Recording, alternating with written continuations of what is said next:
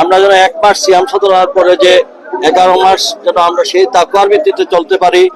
আর সর্বোপরি আমরা সব ধরনের হানাহানি বিদ্বেষ পরিহার করে আমরা ঐক্যবদ্ধভাবে আমাদের এই দেশটাকে করি, আমরা প্রতিহিংসা পরিহার করি।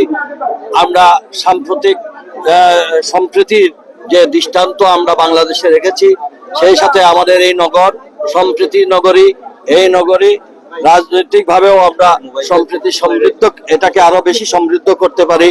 এবং পরিশেষে আমরা যারা শহীদ হয়েছেন বিগত আন্দোলন সহ বিভিন্ন পর্যায়ে, তাদের রুহের মাগফিরাত কামনা করে আল্লাহ তাআলা যেন তাদেরকে জান্নাতবাসী করেন, তাদের পরিবারকে যত ধৈর্য দেওয়ার তৌফিক দান করেন। আমরা